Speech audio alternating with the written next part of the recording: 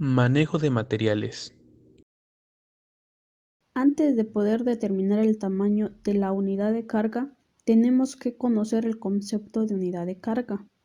Según Tompkins, una unidad de carga puede ser definida como la carga a ser manejada o recogida de una sola vez al mismo tiempo. La unidad de carga es parte integrante del sistema de manejo de materiales. Algunos ejemplos son cajas, contenedores, pallets, etc. Una vez claro el concepto de unidad de carga, debemos diseñar un sistema de carga unitaria y determinar su tamaño.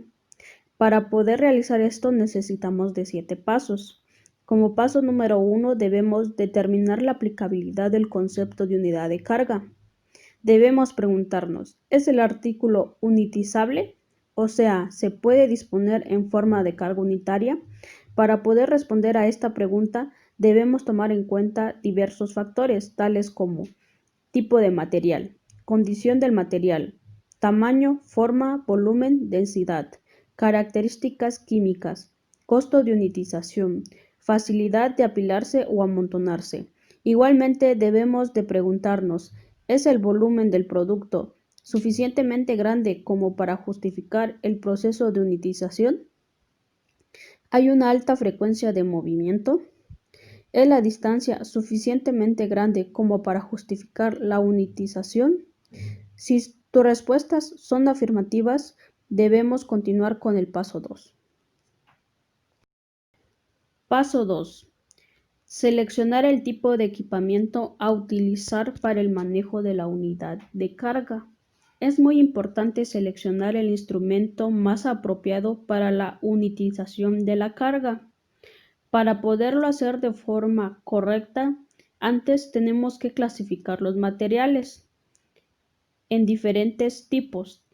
Materiales no suficientemente fuertes como para aguantar o resistir el aplastamiento.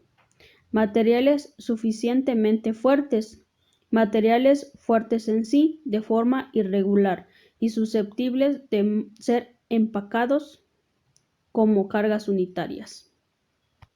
Materiales en bolsas o en talegas que forman una superficie plana bajo la carga.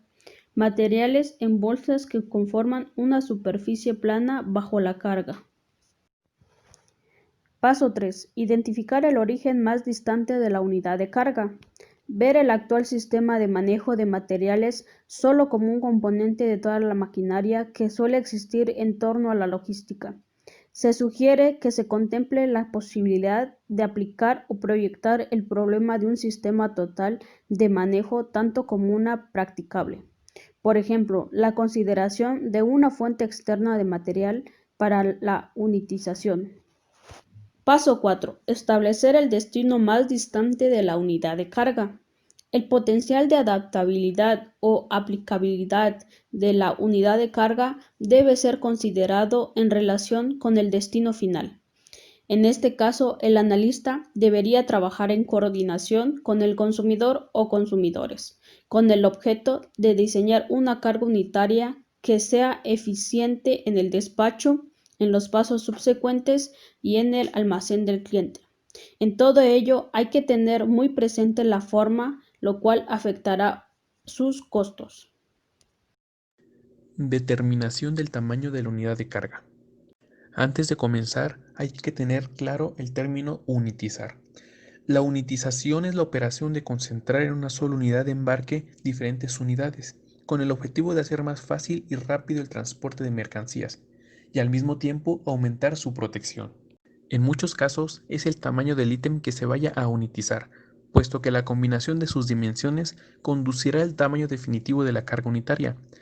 Ya ha quedado implícito que el tamaño del recipiente podría ser determinado por el especialista en logística, que se encuentra frente al caso. Por lo tanto, aquel es motivado a diseñar una carga en torno a las dimensiones del producto.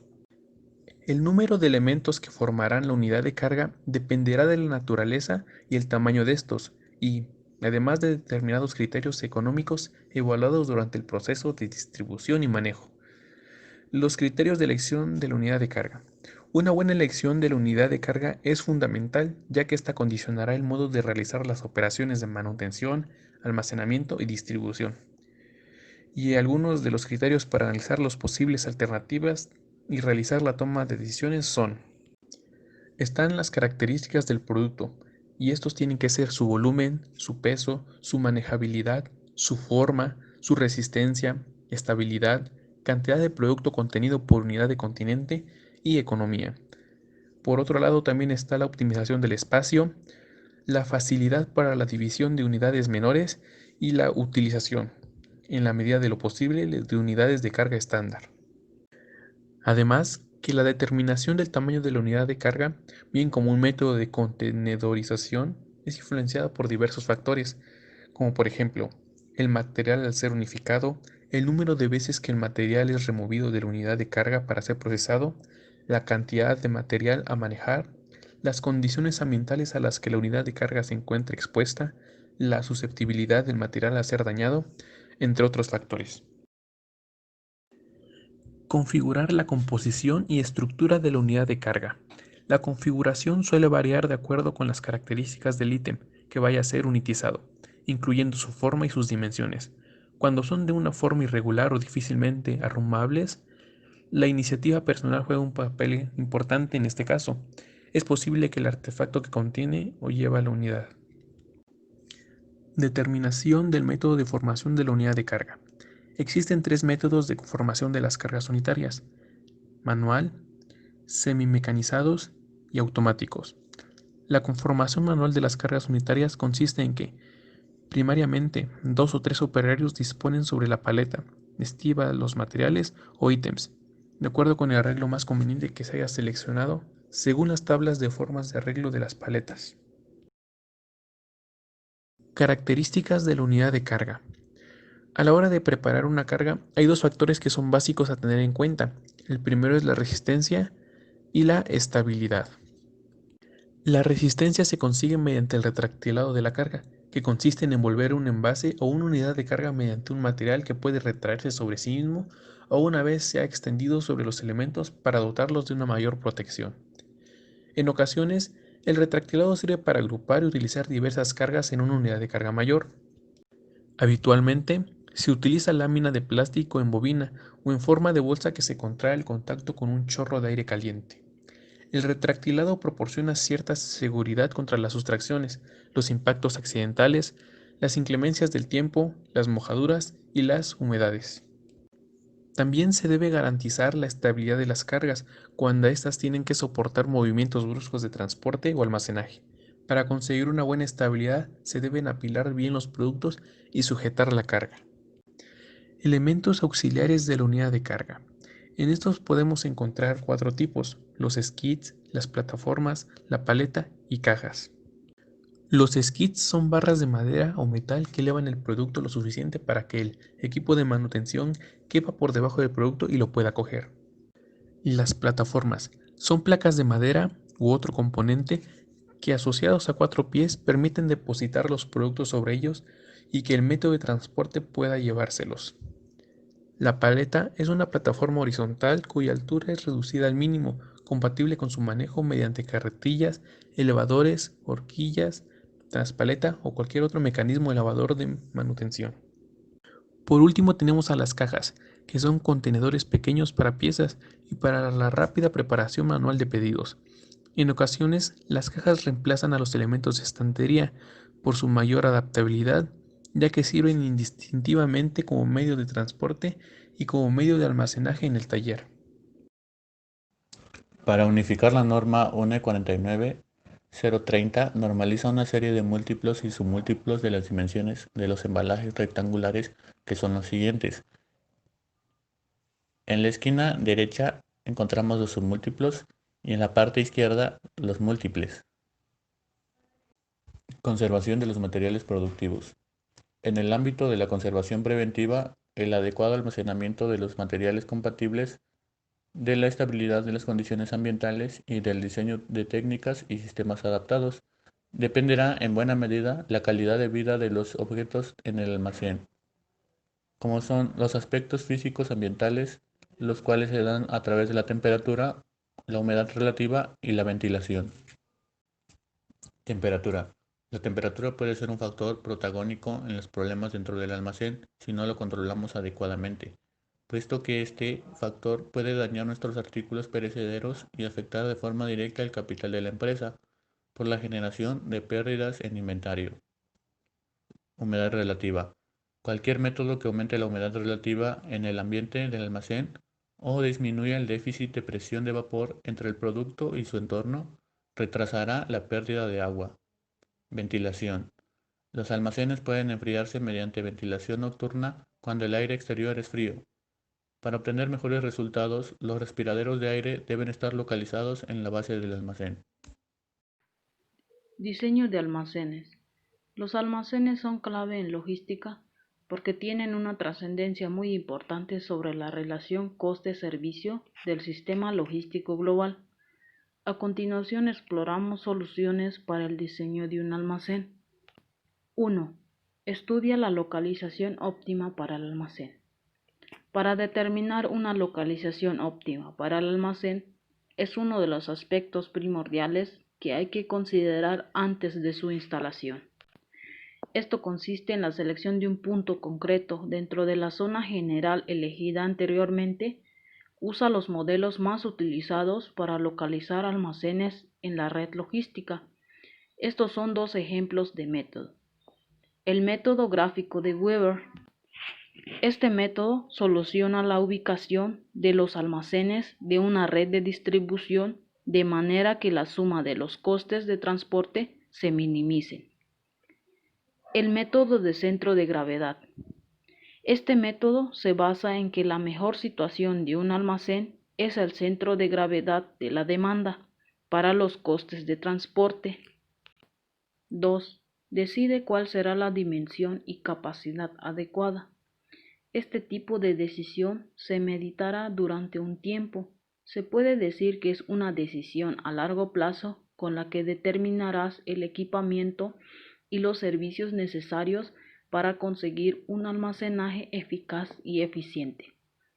Distingue dos áreas a estudiar, por un lado el edificio y por otro el diseño de la planta. El edificio. El edificio es una de las estructuras donde resulta más complicado hacer grandes cambios, por lo que deberás tener muy bien estudiado cuál debe ser su longitud, ancho y altura. Entre los aspectos a tener en cuenta son el número de plantas, la geometría de la planta, el suelo, las columnas, la iluminación, las rampas y la seguridad. En cuanto al diseño de la planta, su objetivo será minimizar el coste de manejo de productos y el coste de espacio asociado al volumen del edificio. Quizás el principal problema que se presente sea la distribución de las estanterías y dimensionar los pasillos entre estanterías. 3. Define las instalaciones. Si nos enfocamos principalmente en los muelles de carga, debemos considerar los siguientes aspectos. Momentos mínimos de trabajo, es decir, cuando el operario no debe exceder su capacidad. Momentos de máximo trabajo, se refiere a que el operario tiene una disposición máxima. Posibles accidentes. Los muelles de carga son una de las zonas más conflictivas en este aspecto. Diferencias importantes de programación. Previsiones futuras de crecimiento. Y otros aspectos importantes que se deben determinar según el criterio de seguridad es la iluminación y las diferencias de nivel entre zonas. El paso 4 consiste en seleccionar correctamente las estanterías. En cualquier sistema de almacenaje encontraremos estanterías o construcciones. Para saber exactamente lo que necesitamos es necesario saber diferenciarlas y conocer algunos tipos. Diferencias entre tipos de estantería. Cada estantería está pensada para un uso en específico, ya sea el peso del material utilizado, el proceso de construcción de los componentes o bien la manera como los diferentes componentes se conectan entre sí. Tipos de estantería. Para hacer una primera aproximación a los diferentes tipos de estantería, los clasificamos de la siguiente manera. Estanterías ligeras. Son diseñadas para almacenar objetos de dimensiones reducidas y con un peso por unidad inferior a 30 kilogramos. Estanterías fijas para pallets. Son sistemas compactos y su característica principal es que permiten una alta densidad de almacenamiento. Estanterías para pasillos estrechos. Estas son estanterías fijas con pasillos que solo permiten el movimiento de las carretillas que los sirven. Estanterías móviles. Son las estanterías convencionales, pero instaladas sobre plataformas rodantes o carriles. Estanterías móviles de producto a operador. Estas estanterías operan bajo el principio que el producto se mueve hacia el operador, eliminando los desplazamientos. Estanterías especiales, utilizadas para almacenar productos de dimensiones irregulares. Y por último, los almacenes de estanterías autoportantes. Es decir, son un tipo de almacén donde las estanterías, además de soportar las paletas, soportan el conjunto del edificio, las paredes externas y el techo. El paso 5 consiste en utilizar un método adecuado de almacenamiento. Diferentes criterios marcan los métodos de almacenamiento. Entre los principales criterios podemos tomar en cuenta los siguientes. Según la organización para la ubicación de las mercaderías. Aquí existen dos tipos: el almacenaje ordenado, donde se asigna un único lugar fijo y predeterminado a cada producto, y almacenaje caótico, donde los espacios se asignan a medida que se reciben las mercaderías sin tener en cuenta ningún orden establecido. También encontramos según el flujo de entrada y salida. El método FIFO, en la que el primer producto que entra en el lugar de almacenaje es el primero en salir, y el método LIFO, en el que el último producto que entra en el lugar de almacenaje es el primero en salir. Y también podemos encontrar según el equipamiento utilizado para optimizar el espacio disponible, el método de almacenamiento con pasillos y el método de almacenamiento sin pasillos. El paso número 6 consiste en pensar estratégicamente la zonificación, es decir, la disposición de los productos en sus lugares de almacenaje depende de una solución que combina los factores que condicionan el funcionamiento óptimo del almacén. Factores como los siguientes. Está la máxima utilización del espacio disponible, minimizar los costes de manipulación, localizar los productos de manera fácil y correcta, facilitar el acceso a los productos almacenados, la máxima seguridad para el personal, las mercaderías y las instalaciones, y facilitar el inventario de las mercaderías almacenadas. Es necesario también tener en cuenta las características de los productos, porque esto hará que se condicione la distribución de los lugares en los cuales se almacenarán. Algunos criterios a tener en cuenta son la compatibilidad, la complementación, la rotación, las dimensiones y los recorridos mínimos de distribución.